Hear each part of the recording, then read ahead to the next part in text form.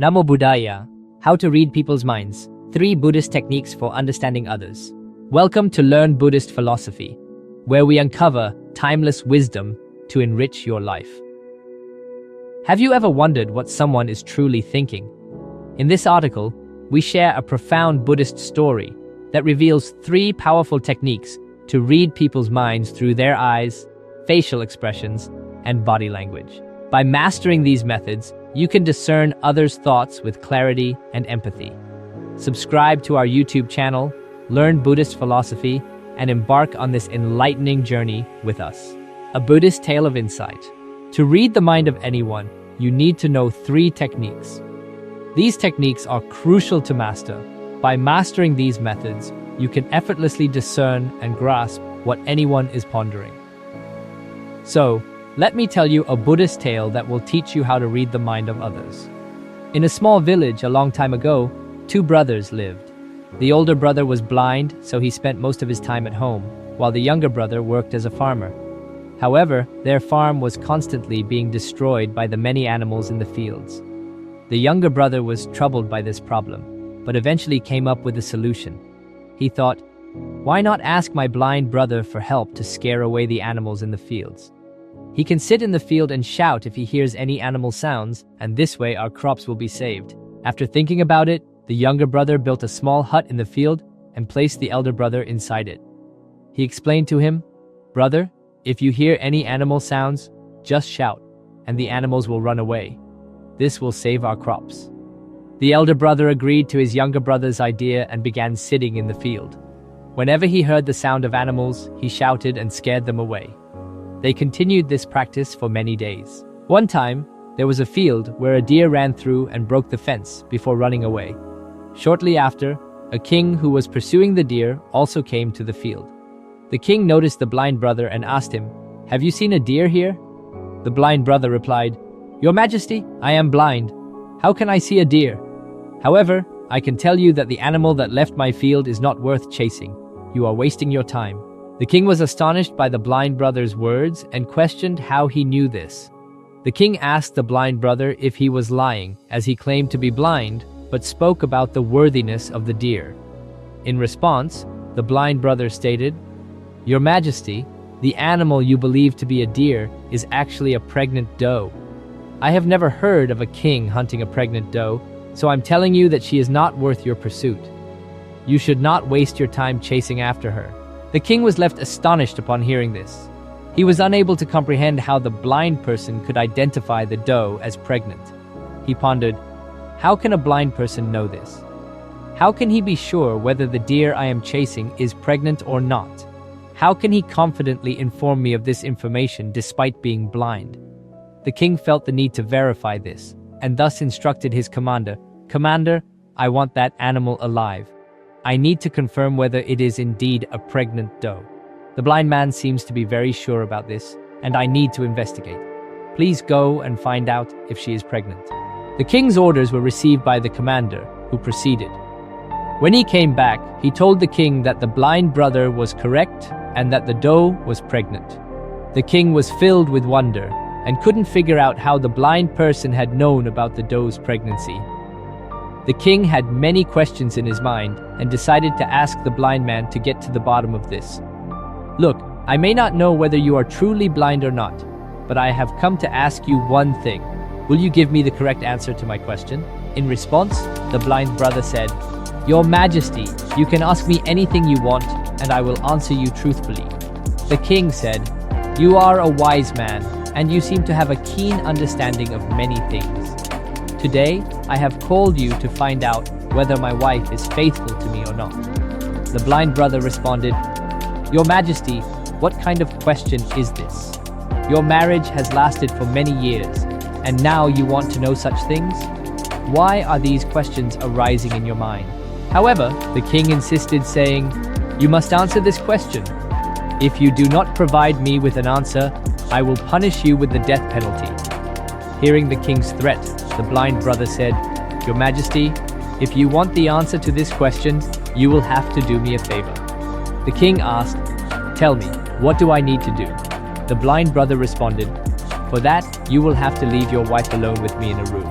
The king was initially angry upon hearing it, but he eventually agreed to the request and ordered his commander to leave the blind brother and the queen alone in a room. At that moment, the blind brother expressed his desire to touch the queen. Upon hearing this, the queen became furious and started beating the blind brother with her hands, feet, and all her might. Afterwards, the blind man somehow managed to escape and went to the king. Then, the blind brother told the king, "Your Majesty, your wife is unfaithful." The king, enraged, drew his sword and went to the queen. Then the king asked a question, warning her that any falsehood would lead to her execution. He asked if she was faithful or not, to which the queen replied, "Your Majesty, you may as well kill me, but I am not faithful." The king is overjoyed because everything the blind brother has said is true. Upon hearing this, the king immediately went to the blind brother and asked, "How did you know that my wife is not faithful?" The blind man replied, "Your Majesty, it is quite simple. I told your wife that I wanted to touch her, and she became so enraged that she started beating me. When I told her that I wanted to touch her, she could have refused, but instead, she began to beat me, and in the process, she touched my entire body. Now you tell me," he continued, "how can such a woman be faithful?" The king said, "You are quite wise. All right then, let's proceed." He added, "Answer one more question correctly, and I will let you go from here." The king then asked, "Tell me, am I truly my father's son or someone else's?" To this, the blind brother responded, "Your Majesty, why do you bother with this question? No matter who your parents are, you are the king of this state, so let this question go." But the king insisted, No, I want the exact answer to this question. Otherwise, this question will always bother me, so I want to know the truth."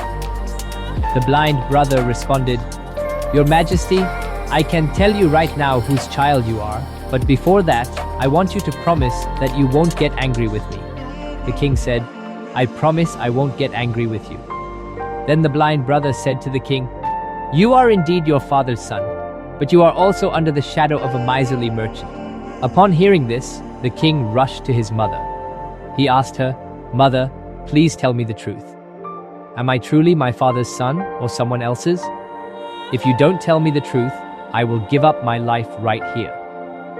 To this, the king's mother said, "Son, you are indeed your father's child, but you are also under the shadow of a miserly merchant." Upon hearing this, the king is delighted and immediately returns to the blind brother. He asked, "How did you know that the shadow of a miserly merchant was on me?" The blind man replied, "Your Majesty, you asked me many questions, and I gave you the correct answers to all of them. If you were any other king, I would have received many rewards by now, but you haven't given me a single penny so far. It was from this that I estimated that you are very stingy." The king bursts into laughter and says, "Whatever you ask for, I will give it to you. But tell me, how do you know what is right and what is wrong? How can you provide such accurate and precise answers?" To this, the blind brother said, "Your Majesty, I am blind by nature. If I had eyes, I could easily understand anyone's thoughts. The mind has its language, and this language can be seen in the actions of a person's body. By observing a person's eyes, lips, the way they work, and their activities, one can understand what is going on in their mind. Based on this, we can know the thoughts of anyone, but I am blind, so I perceive through actions. If I want to know something, I have to assign a task to the next person to see how that person works and how he does the task, and based on that, I can understand what is going on in his mind." The king asked, "So does that mean I can also know someone's thoughts?" To this, the blind brother said, "Certainly, you too can understand anyone's thoughts, but before that, you need to work on yourself. And that work is to calm your mind and bring your mind into the present. For that, today I'm going to tell you 3 ways, and these 3 ways are very easy and simple. But Your Majesty, before that, you have to do one thing. Focus your mind.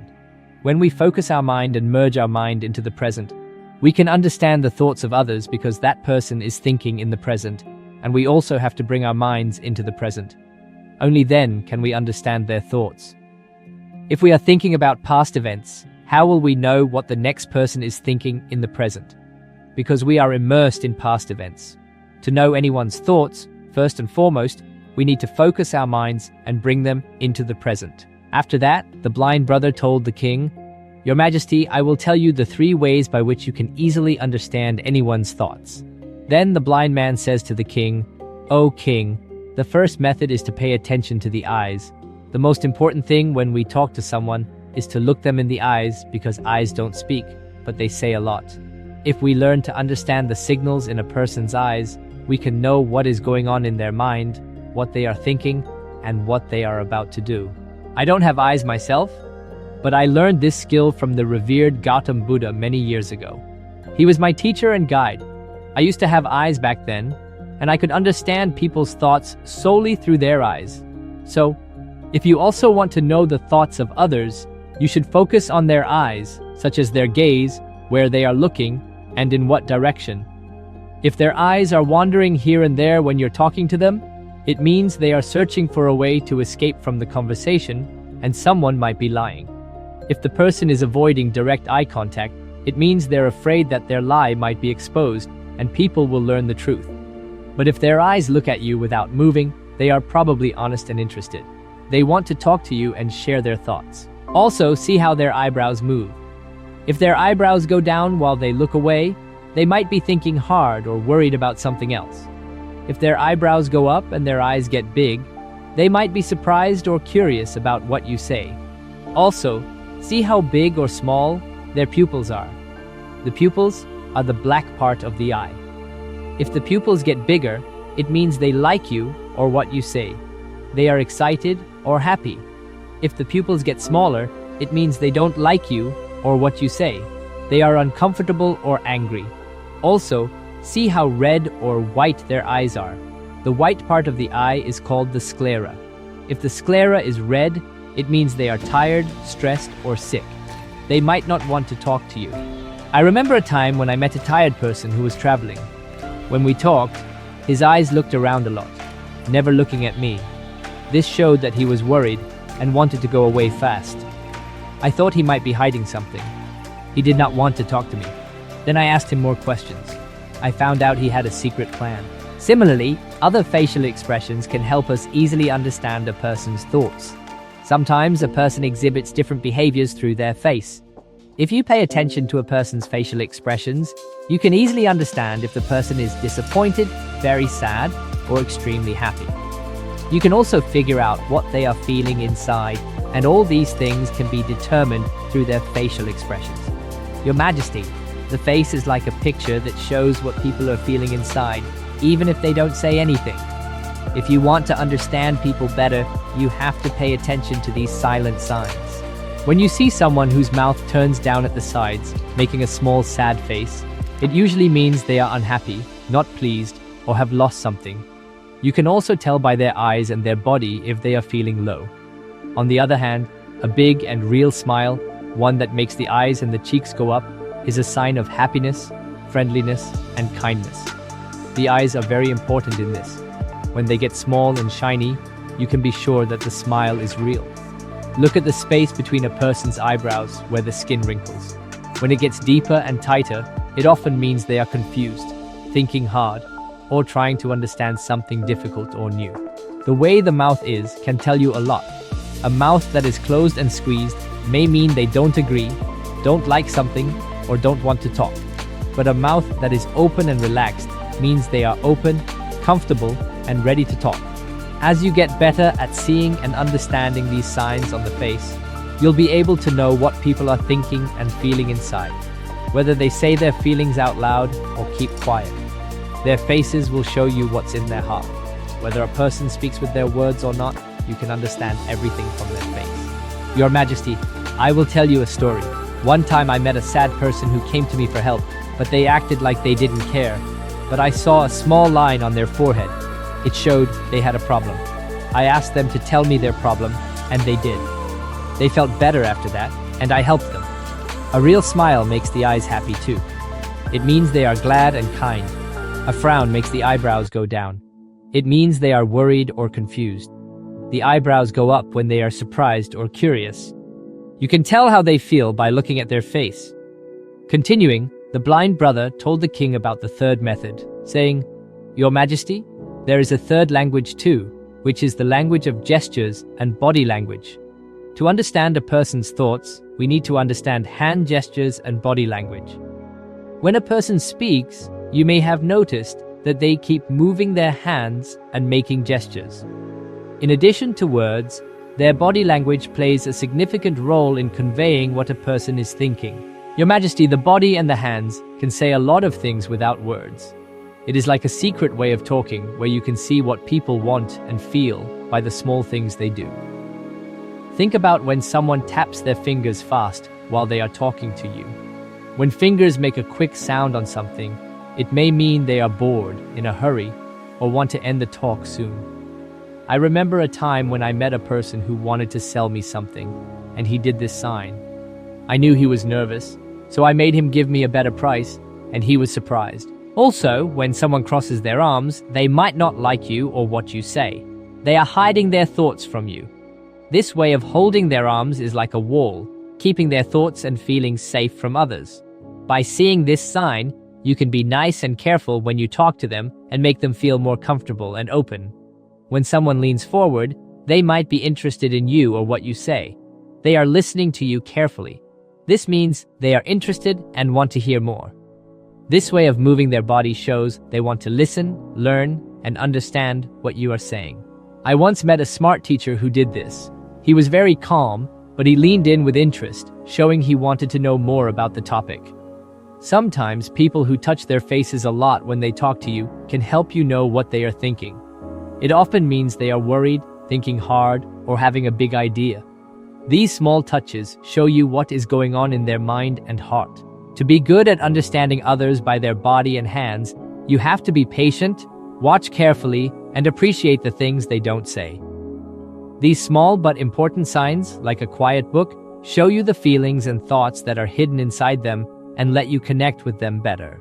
If we pay attention to these three methods and understand them correctly, we can quickly know what's going on in a person's mind, how much attention they are giving to our words, and what's happening in their mind. However, before that, you have to focus your mind and bring it into the present.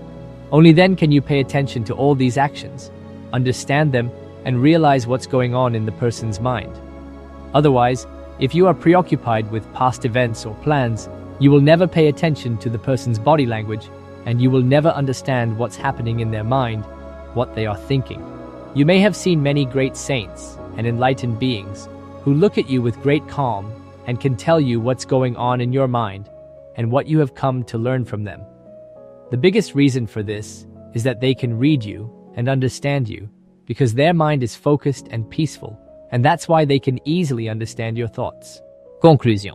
As we come to the end of this Zen journey, Learn Buddhist Philosophy expresses our deepest gratitude for your support. By focusing your mind and mastering these three techniques, observing eyes, facial expressions, and body language, you can unlock the ability to understand others' thoughts with clarity and compassion. Knowledge has the power to elevate your life, so subscribe to our YouTube channel, Learn Buddhist Philosophy, like, and share this content to inspire others. Let's continue this journey of wisdom together. Namo Buddhaya.